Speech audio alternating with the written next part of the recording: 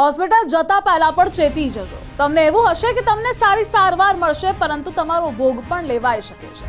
જી હા, આયુષ્યમાન કાર્ડની યોજનાનો લાભ લેવા તમારી સાથે ગમે તે થઈ શકે છે। અમદાવાદની ખ્યાતિ હોસ્પિટલ જેવું જ વડોદરાની અંજના હોસ્પિટલમાં થયું છે। મોંઘું ઇન્જેક્શન આપવા માટે દર્દીને જનરલ વોર્ડમાં ન રાખ્યો અને આઈસીયુમાં રાખ્યો। દર્દીના આક્ષેપ શું છે, એક વિડીયો વાયરલ થયો હતો, તેના તે જાણી લઈએ। જે દર્દીઓને ઓક્સિજનની જરૂર નથી તેવા દર્દીઓને ઓક્સિજન માસ્ક પહેરાવવામાં આવે છે। માત્ર ફોટો પડાવવા માટે જ આ માસ્ક પહેરાવાય છે। આયુષ્યમાન કાર્ડની વેબસાઇટ પર તેને અપલોડ કરવામાં આવે છે અને ચેકિંગ આવવાનું હતું એટલે માસ્ક પહેરાવ્યા એવું કહેવામાં આવે છે।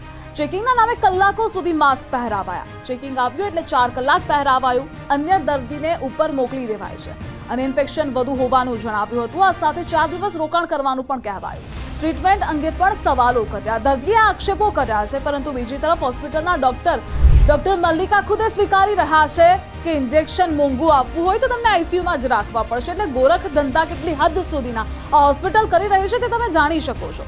અમદાવાદની ખ્યાતિ હોસ્પિટલે ઘૂંટણમાં દુખતું હતું અને એન્જિયોપ્લાસ્ટી કરી નાખી છે, લોકોનો ભોગ લીધો છે અને એ પણ આયુષ્યમાન કાર્ડના પૈસા પડવવામાં આવ્યા। આવા જ આક્ષેપ અહીંયા પણ થઈ રહ્યા છે, માટે સાવચેત અને સતર્ક આપણે રહેવાનું છે। તમારી સાથે આવું ન થાય તેનું ધ્યાન રાખજો। આવી જ અપડેટ્સ માટે આપ જોતા રહો ગુજરાત ફર્સ્ટ।